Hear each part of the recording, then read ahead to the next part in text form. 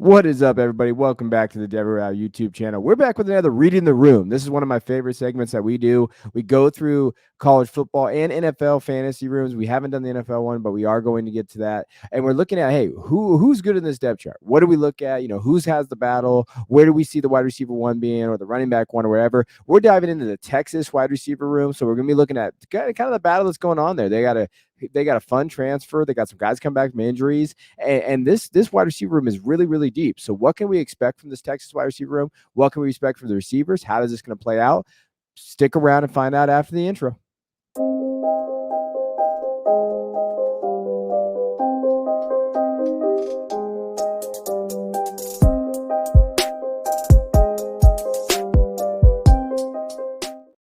All right, let's dive into this bad boy. Let's kind of look at where we can expect from the Texas offense and what we see there. So from last year, this offense was definitely hit and miss, right? So the scoring offense is 25th in the nation at 34.5 points per game. Total offense, you see about 429 yards per game. And it was really inconsistent, right? So the biggest thing, if you're a Texas fan that you watch this, Quinn Ewers had an inconsistent season after his injury against Alabama. He did not look the same, right? And that's a big reason why this offense kind of struggled, especially this passing offense. You look at but again, the efficiency metrics and just the volume and the sheer, plays per game was not there. 77th in the nation for a Sark offense where, Steve Sarkisian is one of the best offensive coordinators in the country. And we've seen this, right? So definitely something was going on there. For passing attempts per game, they're at 72nd in the nation. Passing percentage, they're 69th in the nation at 61%. Rushing attempts per game also, though, 70th in the nation, right? And rush percentage, even with Bijan Robinson there, this offense just was not very great. The average scoring margin, though, was 11th in the nation. So that's where you saw where they kind of stepped up last year, and you saw them kind of, at least come around a little bit last year. 8-4 overall, 6-3 in conference, and they were right there. They could have easily kind of got into that, Big 12 title ish, right? They were right there at the end. But that's the inconsistency you saw from this Texas offense. That's really where you see, the struggle that they had last year. So let's kind of dive into what we expect from this wide receiver room. Now we are going to look at the running back room and their and the quarterback room overall in this series, just because Texas has a lot of battles and they're a lot of fun to look at. But let's start with the wide receivers. So let's go through the depth chart breakdown, and like we do on this kind of, just overall, what do we expect from these guys? So Xavier Worthy is the first guy that pops off. You could see what they did in their 247 composite when they got there. Worthy was obviously, he was on his way to Michigan. He transferred and he decided he's going to go to Texas and enroll there. He had an outstanding analytical breakdown. Number one wide receiver for an analytical profile as a true freshman last year, or 2 years ago, 2021, right? 981 yards, 12 touchdowns. He was special. Last year, though, it looks like he's recovering from a broken hand. Did not look good in terms of what was out there, and did definitely have some inconsistencies there, right? The weight and the size thing is really the struggle with him. Where, what is he going to be moving forward? Now, as far as like what he does really well, though, yak ability, right? We know that about him. He has that speed. He has that ability to kind of break all over the field, like just what he can do there. That is special. Footwork too, like his whip routes and things that he does that he can kind of create separation at the line. He's explosive and he has really good footwork. Like his feet are second to none. And his explosiveness is going to carry over into that NFL. When we're thinking like NFL mindset, he's going to be there, and he can be the most explosive player on Texas. And they really need him in this offense, especially Quinn Ewers. If Quinn Ewers starts, that's what they're going to need. And it looks like he's trending that way. But if he's going to really take that next step, if Ewers is going to take that next step, he's got to have Worthy. Now, as far as areas of improvement, I mean, size is not really going to improve. We'd like to see more functional strength, though, right? If he can get up there, we saw some really small receivers get drafted this year. Josh Downs, Jordan Addison in that 170, 175 mark. If he can get in that range, then we're okay with it because they still got first-round draft capital. And then, obviously, day 2 draft capital. Now, drops was a big one last year. We saw the drops happen, and a lot of people attribute that to his injury. If that's the case, if it was his injury, then hey, we're going to give him a pass, right? But a lot of concentration drops, things that just did not look good for him, and inconsistent production, right? He didn't do it this year. That's a problem. So what is that going to look like next year, right? Can he kind of step up and be that guy? Now, next guy to talk about here, Jordan Whittington. One of those guys, he was actually an athlete too, coming out of high school.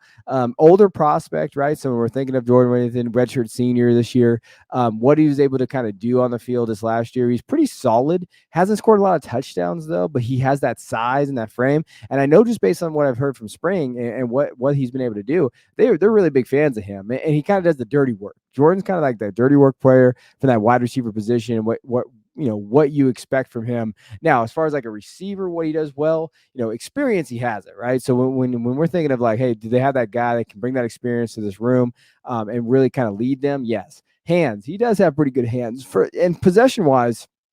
He can make those tough catches in traffic, those type of things. Contested catch, that's where Whittington really elevates himself, and you see that on there. And he can become Ewer's kind of like go-to guy in those situations. They struggled last year on third down, and when you're looking at all the PFF numbers and the metrics, like just attaining first downs was tough for them, right?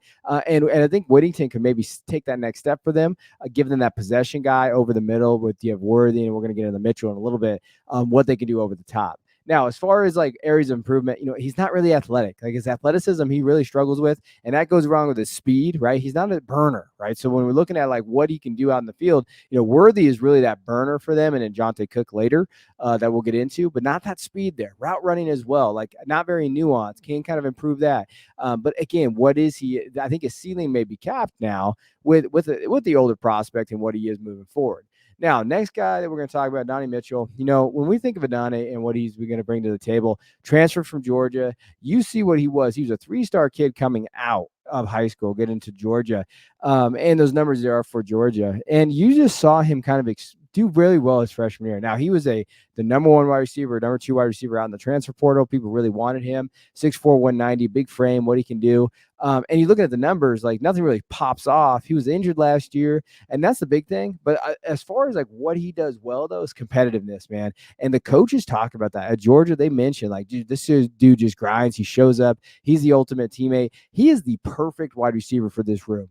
Elevate the guys around him, compete, and then they can learn from him, right? And he's a deep threat. You saw that against Ohio State. You saw those in the college football playoff when he actually did play. So we saw that deep threat, not the fastest guy, but somehow is able to just kind of get open. You're like, oh shit, Mitchell just took a 40-yard to the house. Where'd that come from? And he's got really good hands. When you watch him and you watch the tape, especially from his freshman year, a lot of the times like they just went to him. Like they needed a catch on the 3rd and 7, they were going to go to Mitchell. I mean, you saw that he had that ability to kind of elevate his game, elevate his quarterback play. And again, that's something that Ewers really needs. And so what I thought they've done in this room is really built a good, solid foundation around Ewers. So that's where you expect that Ewers breakout, where that's going to come from. Now, as far as areas of improvement, he's got to stay durable. He's got to stay healthy. He's got to get out there and make sure he's there. If he can stay healthy, if this room stays healthy, they could challenge for top 5 room in the country in terms of wide receiver room. That's how much talent is on his team, but they got to stay healthy. Speed, again, he hasn't shown that he's been able to kind of do that. So when we're looking at what he's been able to do, that long speed, we just haven't seen that. Now he can break it. He definitely can take the top off the defense sometimes, but not necessarily from speed, broken plays, those type of things. And in route running, he's got to get more nuance there as well. Just not that nuance that you'd like to see from him. Just little things, breaking it down. He creates separation, and he's pretty good at creating separation. But there's times where like routes break down, and we saw that at Georgia too. That could have been them not using that passing offense. So we've seen that. But those are the areas of improvement. Now, the next guy I want to talk about, we're going to watch some film on him as well, just because I like him that much. Johntay Cook II. I think this kid has a chance to be the best wide receiver of this class. And I love the wide receivers in this class. Zachariah Branch, Sherion Dickey, Mekhi Lemon. There's guys out there that are solid prospects at the wide receiver position. Cook is special. Wide receiver 7, 4-star kid, 6 foot, 184. His senior stats last year in high school, 1,500 yards and 22 touchdowns. I love this kid. I think that he could step up. He had a really good spring game. He could come in and be that guy too. Like these 4 guys are elite prospects to where they can elevate this team. But Cook is that elevator. He's that guy that they can really lean on. I think him and Manning or whoever's going to be there next year too. I think he's their wide receiver 1. He has that yak ability, playmaker, speed. Like he does all those things. When you're looking for that, and Texas has needed this guy at his size for a long time, and now they have him.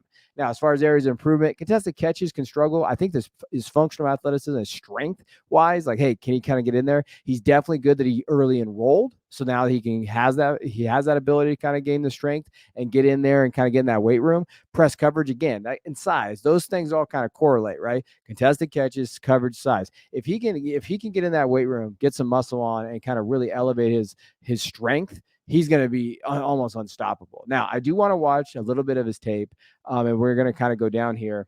Oops, sorry. So let's kind of take a look at his tape, what he does. So he's down here at the bottom here. I mean, that's just something that they do well, right? So when we're thinking of like what he does well, he's just going to go by you. And he has that speed. And you see that guy's playing 10 yards off of him, and he's still able to do that. Again, you'll see him here down at the bottom. He's a field stretcher. He gives him that ability. I really think he could elevate Texas's offense. That's why I like him so much. He gets behind the defense, but then he's going to be able to take it to the house. And he's just that playmaker. Like, it's going to be hard to keep him off the field, right? So when we're talking about him as a prospect, it's going to be really hard to keep him off the field. You see here, going to sit here, but then his yak. Look at that speed. Like, those are the things you can't teach from a wide receiver. Like, when you're going over the tape and you're looking at like, what do we expect from these guys? Those are the things you can't teach. A little bit of a stutter step there, gets it out there, route running, yak, those type of things. Ewers is going to really, like, Ewers can't overthrow this kid, right? So if he can kind of develop that relationship with him here, that the cohesiveness, you're going to see that every single one of his highlights is just a break free. Dude, this kid just breaks free. This breaks free over here. Again, this corner had no chance here. Now, terrible cornerback play. So, like, let's call it what it is there. But he has that ability to kind of break it off and do these things. And you'll see it here. Kind of sees it feel really well, sits, scores a touchdown. And that's really what he does well. So when we're thinking of like, hey, what does he do well here? Well, that's a big thing. Now, just to kind of go over who else is in that room, Isaiah New York, transfer from Wyoming. Now, he got injured last year towards ACL. This year he's going to come out. I think it gives him kind of that big play guy, kind of possession guy. Again, if he recovers from that injury, again, people were really expecting big things from Neuro last year. Now he can kind of step up, and again, you have another playmaker on that roster. DeAndre Moore Jr. is another freshman here, 6 foot 192, 4-star kid. I like him. St. John Bosco out here in California, so I've been able to kind of watch him and kind of see him grow. He didn't really necessarily play that much. He was a little banged up last year. You see that from his stats, but he could be another guy that kind of maybe gets in that rotation, maybe red shirts, but he is an athlete. He's someone that you'd have to like. And him, and when you look at Cook moving forward, you're going to really like that duo. Casey Kane is there, and they've talked about him in the spring, the wide receiver coach and everything there, that he's kind of elevated his game. He had 8 catches, 201 yards last year. His big game came in the last game of the year. But when you're looking at, like, hey, he could just be that sneaky guy, right? That glue guy, comes in, 6'3", 195, has that ability. Casey Kane could definitely be that kid. And then Ryan Niblett, he's kind of an underrated kid. Wide receiver 15. He came in kind of as an athlete, was thinking maybe playing corner, wide receiver. Where's that going to look? 5'10", 170. Don't know necessarily if he's going to get on the field right away because he's playing behind Cook and Whittington, wherever that place may be. But injuries might force him out there. He's an athlete, right? And he kind of fits that mold of that Xavier Worthy type mold there. So those are the kind of wide receivers that you're going to have to break down. And they have lost some guys in the portal. We've seen that based on just the talent. I think it really came down to Johntay Cook. I think that some of these wide receivers saw Cook, Brendan Thompson, some of these other guys, and they said, hey, we're not going to get ahead of this guy, right? We're going to have to move. Now, as far as the offensive outlook next year, what do we expect? Well, quarterback position with Quinn Ewers there, really it comes down to that. If Quinn Ewers is above average, Texas wins the Big 12. That's how much I really think that this is a talented team. This might be the most talented Texas team, but we keep saying that, right? Texas is back. If Quinn Ewers is just above average, he has that ability. Malik Murphy looked really good in the spring too, so that's interesting. I think Arch is gonna redshirt, so I don't think we have to talk about too much with him. But Ewers there, it's really Ewers. It's the Ewers show. What can Ewers be? If he does, he's gonna elevate this wide receiver room. We're talking about one of the top offenses in college football. Running back room, they lost Bijan Robinson, Jonathan Brooks, Jaden Blue, CJ Baxter. You got some of those guys in there. I think that overall the running back room is going to be solid. But I do think that where the strength is going to lie, in my opinion, is in this wide receiver room. So I think the running back room is solid. I think they have guys and they have pieces there. But Sark likes to kind of not, Bijan notwithstanding, historically, when you're looking at Sark's offenses, he likes to have like a running back by committee. I think these guys fit that mold. And the tight end room, they have Jatavian Sanders, who many consider tight end 2 of the 24 class. So Jatavian Sanders there, Gunnar Helm is pretty good, Juan Davis, some guys in that area. When you're looking at that, it's Jatavian. If Jatavian can stop the drops, right? If he can kind of do that, we could really see him kind of emerge as like that really receiver kind of safety blanket that we need. Gunnar Helm could have that opportunities as well if they move him there. He showed a little bit of a development last year. So, they have a legitimate some of the best weapons in the Big 12, if not the best weapons in the Big 12. So they should win that Big 12. That's really what their mindset's going to be in going to college football playoff. Now, as far as prediction, the reason why I put like a 2023 prediction, since it's not like a quarterback or running back battle, to me, it's like, okay, who's going to be the best wide receiver in that room this year? And I think it's Xavier Worthy. So I think that Xavier Worthy is going to really step up as from a production standpoint. I think that he could really elevate himself to be a wide receiver one, in terms of in this offense, but also in the Big 12. But also, can he be a round one wide receiver, right? And can he do that? And I think he can if he stays healthy. If the injury last year is the reason for the drops and those other things that we've talked about this offseason, I think Xavier Worthy can step up, be that wide receiver one in this roster, but also can he be that round one candidate next year in the draft, right? We had Marvin and Emeka Egbuka and some of these wide receivers in the 2024 class. Now, also, Johntay Cook is a guy that I'm trying to add everywhere. If I'm playing college fantasy, if I'm in Debbie, Johntay Cook is one of those guys that I really, really think that it's going to elevate his game, can get out there, and he's a name to watch. So, hey, man, I appreciate you guys jumping in the reading room. Hope this kind of gives you an idea what that wide receiver room is going to look like. If you're a Texas fan, you guys should be happy. You guys have one of the better teams in the Big 12, and you should compete for a college football playoff. So, appreciate you guys. Check out our Patreon below. Check it all there. I'll see you guys next time.